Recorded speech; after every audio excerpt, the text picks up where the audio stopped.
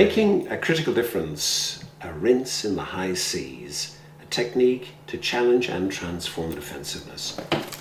Now, my father used to rattle loose change in his pocket, very irritating.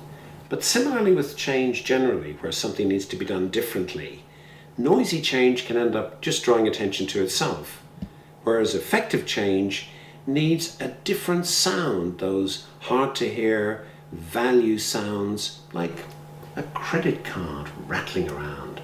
Now, what sort of sound would that make, and how can we get it? But first, a word about change. Most change efforts fail. Why? Orientation. Orientation of the problem owner, the person who wants to change something, commonly more towards the problem than the solution. This is understandable because problems can be comfortable and seductive, and solutions can seem distant and difficult. This technique, a rinse in the high seas, is designed to secure orientation by giving the problem owner a responsibility rinse in leading and anticipating change.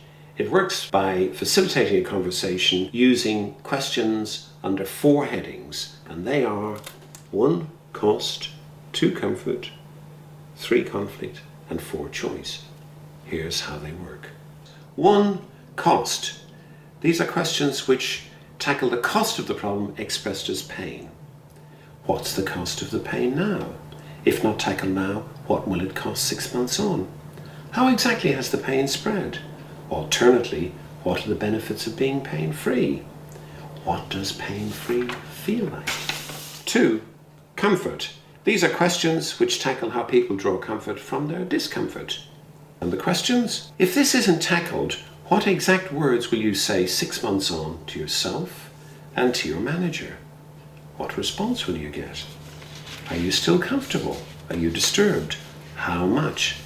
What is your first change actions? 3. Conflict. These are questions which tackle contradiction as part of leading change. What's your worst fear?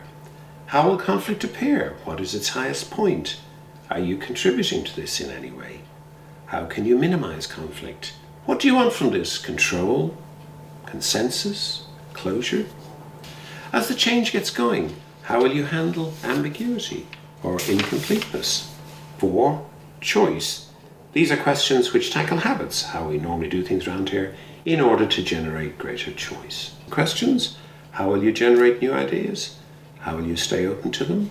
How can you dismantle your current habits, the organizational ones relevant to this? How can you turn your new ideas into choices? How can you generate, say, 10 choices? If you took a bath in the solved problem, what would you emerge smelling of? What would a meal of the solved problem taste of? What music would be playing? Some final guidance in using a rinse in the high seas. These questions are meant to be demanding, so feel free to use 2 or 3 from each section. If there's silence and that feels itchy, don't scratch it with more noise. Let the problem owner think through.